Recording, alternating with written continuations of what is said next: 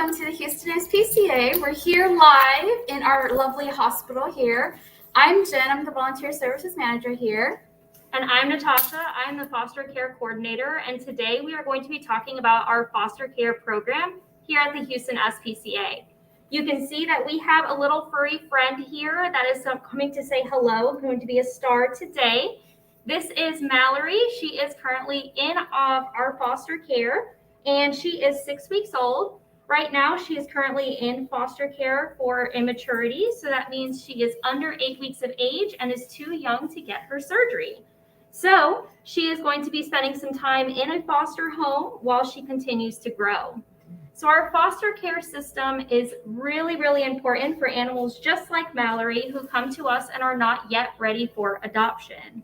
So one thing that we really put into our foster care system are animals that are in need of a foster home for various things like immaturity, illnesses, injuries, things like that. So our foster care system is comprised of volunteers. So Jen, do you want to talk about what's the difference between a foster and a volunteer? Sure. So here on our campus, we have two various things that we consider volunteers and fosters. So volunteering is people that come to our campus and they do things like, walking dogs. They might be socializing with different cats, and they might go into our wildlife center and they feed baby squirrels. So those things would be volunteer opportunities. And so fostering is a tad bit different because fostering, they take the animals home and then they take care of them in the home wherever they're residing. Yes. And another thing that's kind of sets them apart is that our fosters go through separate training than our volunteers do. So volunteers go through an orientation and then they go through training here on our campus to learn more about our various animals areas, whereas fosters, they go through an online training that allows them to learn more about our foster care system and different things that we put into foster care, how to treat the different illnesses or injuries that we have that we put into foster care. And so it's a little bit of a different pathway. Now, Jen, can you be a volunteer and a foster at the same time? Of course. Yes, you can. Actually, Natasha, let me stop you. There's some people that will come 6 o'clock in the morning, come feed some baby squirrels. Then they'll come and walk a dog, and then they'll bring their foster, do their updates, whatever it needs here, and then take it home, and they come back and they do it all over again. Yes, wow. That is very, very true. So our volunteers and our fosters, they take animals from us to kind of help our hospital area from animals that may need a little bit of extra time, like I said before. So how does that help our hospital area out? I think is one of the biggest things that I wanted to touch on today. So fostering is really great because it helps us save more animals. The less animals that we have here on our campus, which means the more animals that we can help on our campus. So fostering kind of takes little things like this one, Mallory, and puts it in a home. They can go and they can socialize. They can learn different things like how to eat sometimes, how to play and interact with different human beings and different animals. And then they come back to us after they are done with their fostering and they get their spay-neuter surgery, like Dr. Westbrook has touched on before. And then they go up for adoption. Once they are on our adoption floor, then they are basically they just hang out there until they find their forever homes. One of the good perks about fostering is that if you are fostering an animal and you find somebody who is interested in adopting your foster animal, we are very happy to help accommodate that adoption. So as you have fosters in your home, people fall in love. And of course, part of socializing is definitely having various people over and things like that. And of course, we will also have dogs and things like that in foster, which I'll touch on in a minute. But if you do find someone who is interested in adopting your foster pet, we will definitely help accommodate that adoption. So I'm going to pause with you right now. So, I noticed that you're kind of telling us how, fostering is really, really easy. Mm-hmm. So, let's say, for example, some of the things I hear is when you're fostering, if I have a full-time job, is it capable of people being able to foster with having a full-time job? That's a great question. That's a question that I get really, really frequently. And so, yes, it is easy. One thing that I always suggest to new foster parents who say they work full-time jobs is to basically pick what you want to foster and what you feel is, doable for you in your situation. So one thing is, I always think that cats are always a little bit easier because they're more self-sufficient. So if you're away for long hours of the day, you can foster a cat who might be hanging out at home, getting over something like an upper respiratory infection, which is like a common kitty cold. Those guys can hang out there. They don't really need a ton of attention 24/7, unlike maybe somebody like this who needs a little bit more attention. So that's one thing that I always suggest. And then, of course, just really picking who you want and things like that. So one thing that's really great about our foster program that kind of helps with long hours is that we encourage families to get involved. And so a lot of the times, if you are away from the home and you have children that may be interested in helping out, we really encourage our fostering to be kind of a family event. So if you do have children, or if you have a spouse or a roommate, we definitely encourage them to attend the training with you so that they're aware of our policies and things like that, so that they can properly look after the animal and know when to contact us and things like that. We also welcome them to bring them into appointments. And so that is one thing that is kind of beneficial, especially if you work long hours. It can definitely be kind of a family thing. So I have another question, Natasha. So Yeah. like, like me, myself, and I know you have pets at home, right? Yeah. So sometimes, like, oh my gosh, can I actually foster with actual animals in our household? Yes, that is a great question. So one of our foster policies is that the animals in the household have to be fully vaccinated and spayed and neutered in order to bring a foster into your home. And that is for the safety of your animal and the safety of our animal as well. So if a foster is brought into your home, just make sure that you do have them up to date on all of their vaccines and that they are spayed or neutered. The other thing that we always touch on in our training is that we suggest keeping foster animals separated from resident animals. And the reason I say that is because of various things. So one reason is a lot of the times we bring home things that are this small. So this little girl is 1.5 pounds. We don't suggest mixing that with your 100-pound dog. So keeping these little guys separate will help keep them safe as well. Another reason why we suggest keeping them separate is because sometimes going back and forth in between our campus and your home, things like that, it can stress out the animal. And a stress reaction sometimes can mean an illness. And so in order to keep your resident animals safe and healthy, we always suggest keeping them separate in the event that there is an illness that arises while you're fostering or things like that. That will ensure that your animal is healthy. So Stacy has a question. Mm-hmm. She wants to know, she's very interested in foster family, but what if she's worried about falling in love with her foster? Can she adopt her foster? So that is a great question. That is actually one of our policies in fostering. While we don't have a foster to adopt program set in place at this time, we ask that you foster at least 3 animals prior to adopting. After you have fostered at least 3 animals with us, then you are more than welcome to adopt your foster animal. And the reason we do that is to help out as much as we can. So like I touched on before in the beginning of this podcast, fostering is really great for our organization and it helps us save more animals. And the more animals that we are able to keep in foster homes and out of our campus means the more animals that we can bring onto our foster campus. So to help, of course, make the most of your training and your time, we ask that you don't adopt your first 3. After the first 3, you are more than welcome to adopt your foster pet and give it the forever home with you. So yes and no, I guess. Well, it's kind of like, it's to see if you're kind of you're ready for a pet. Mm-hmm. Sometimes fostering is a good avenue. And so kind of going into adopting a pet from a foster, and seeing whether pets kind of fit in your lifestyle or your schedules. Yeah. If we're looking just like our past 2 years, with our COVID shutdown, what are some of the things that we've noticed within, our foster program? Yes, so we have noticed a big spike. A lot of people were home a lot because of the work from home orders that were in place. And they wanted to spend time with an animal, but they weren't ready to commit to an animal. And so that's actually one of the biggest reasons we have foster families is a lot of people, they either have animals of their own, and they aren't ready to adopt, or they don't necessarily want to adopt. They just want to hang out with the animal for a short period of time.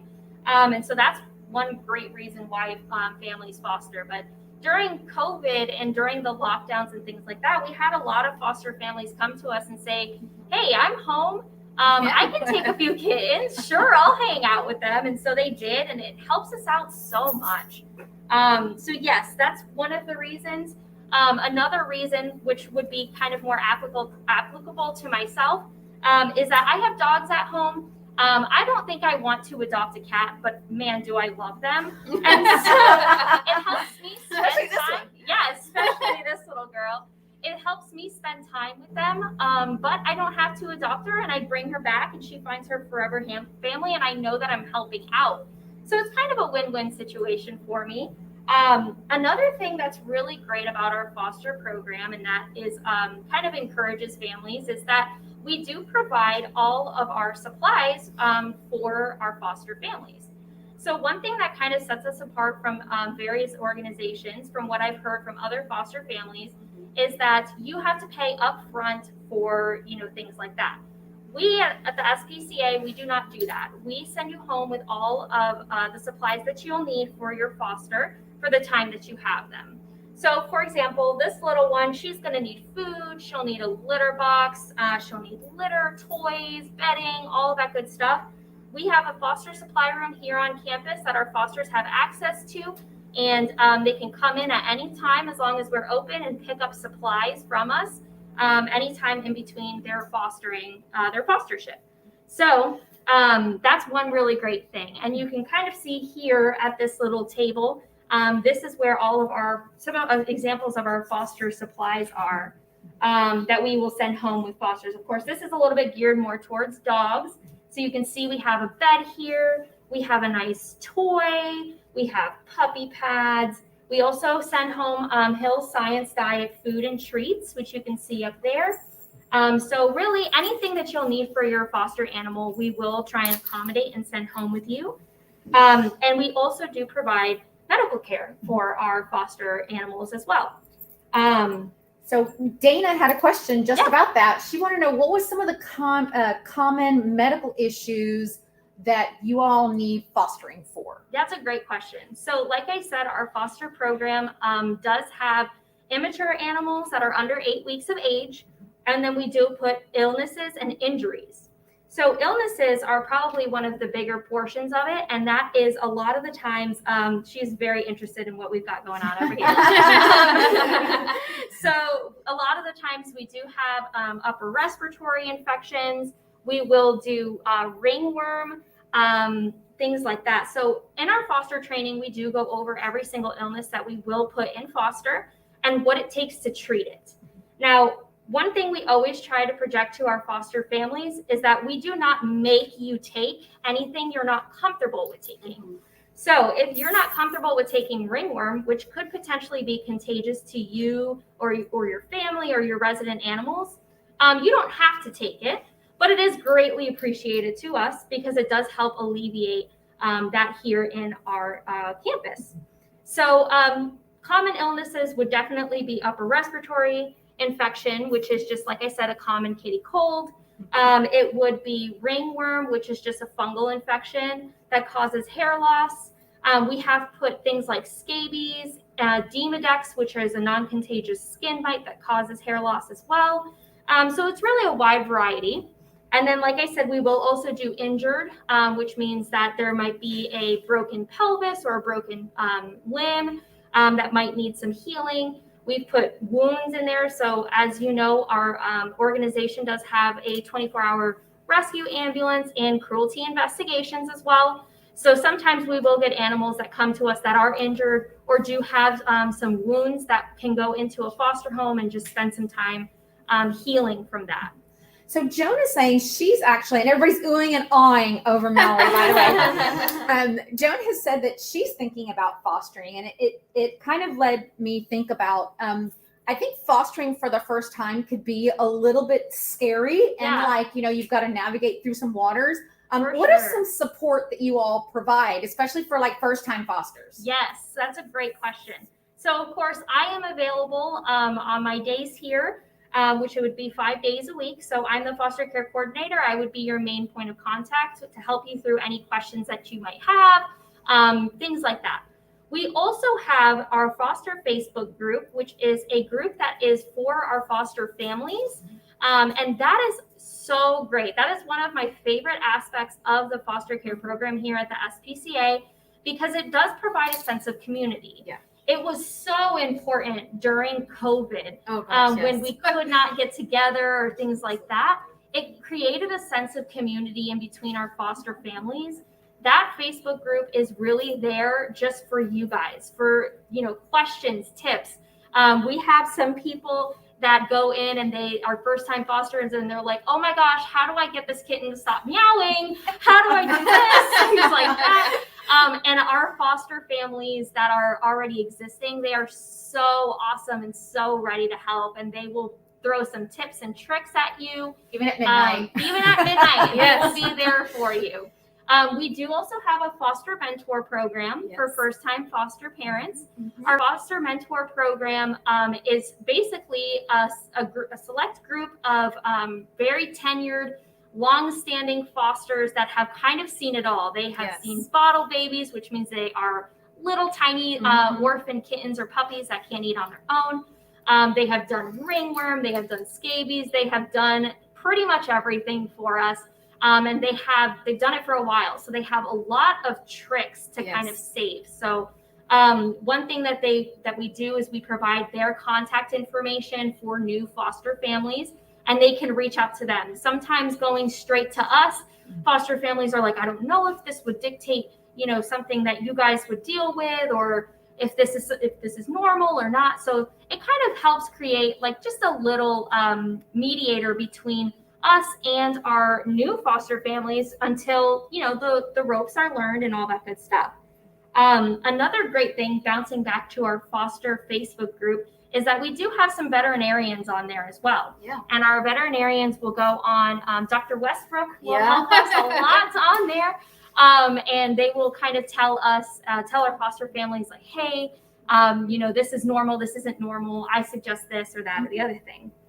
In our foster Facebook group, we also create little walkthroughs of the animals that we have that are available for fostering. And so they can definitely utilize a lot of those resources that we have here for them to kind of help ease them into such a wonderful program. So you touched on this a little bit, but Patrick was wondering if you have, say you have a dog at home, is it safe to have a newborn kitten or a bottle baby, or vice versa? Is it okay to like mix the species?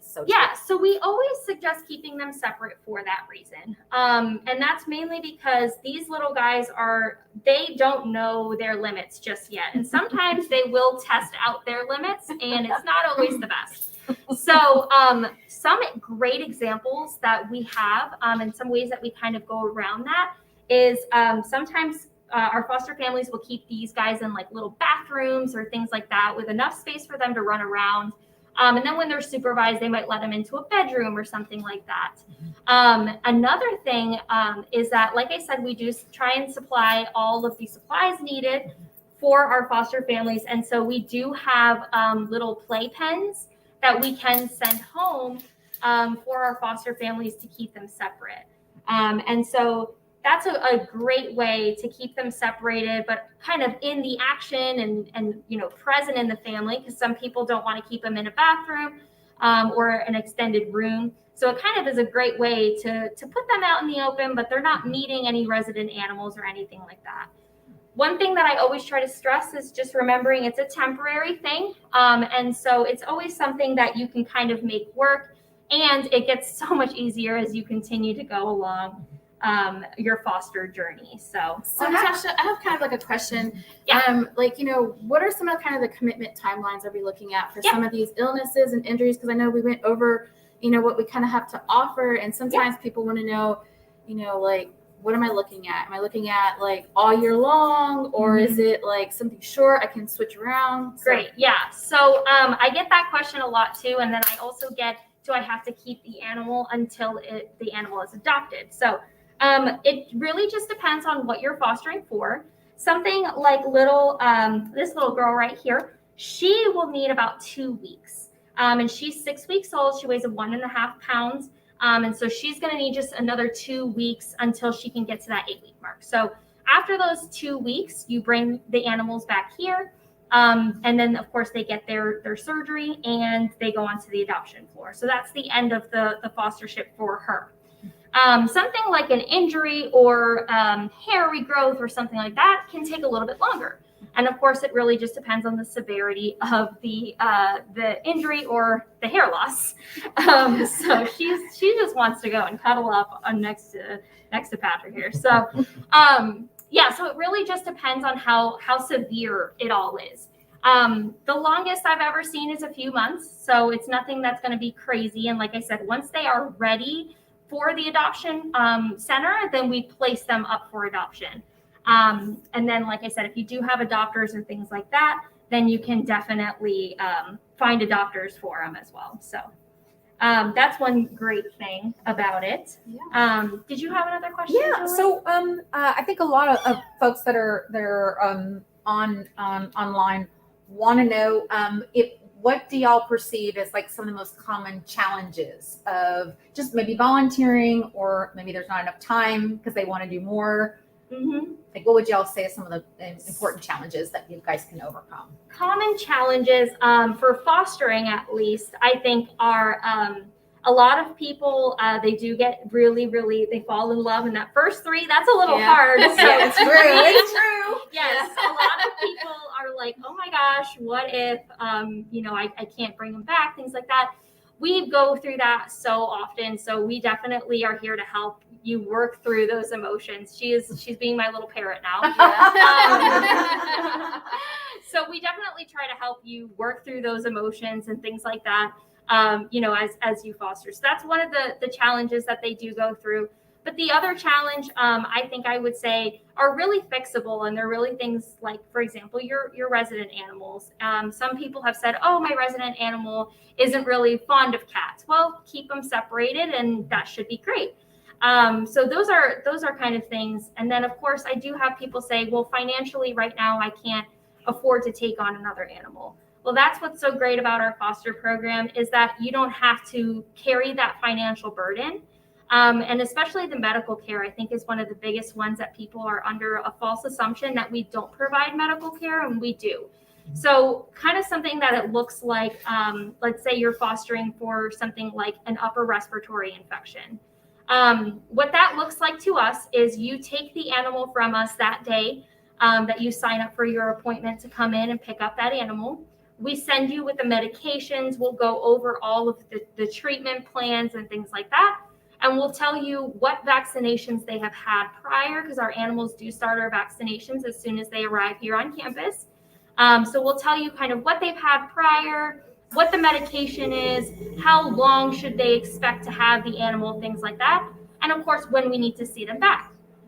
Once we see them back, what they do is they go in and they schedule basically like either an updates appointment to get treatments, like for example, like their vaccines and things like that, or a recheck. So if they need to be checked on to see if they still have an upper respiratory infection, then they'll come here to our campus, and our veterinarians see them right there that day.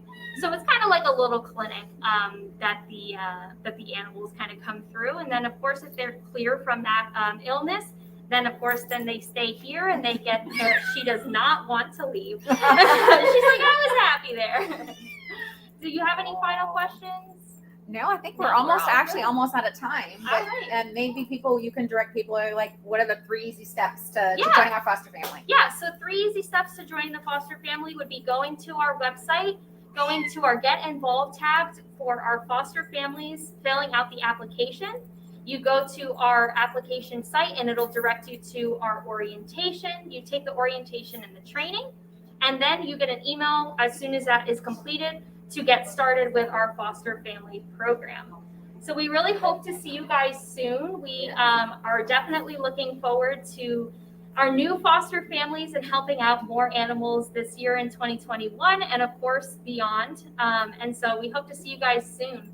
And thank you guys so much for attending our little Thanks for the takeover. yeah. Thanks guys.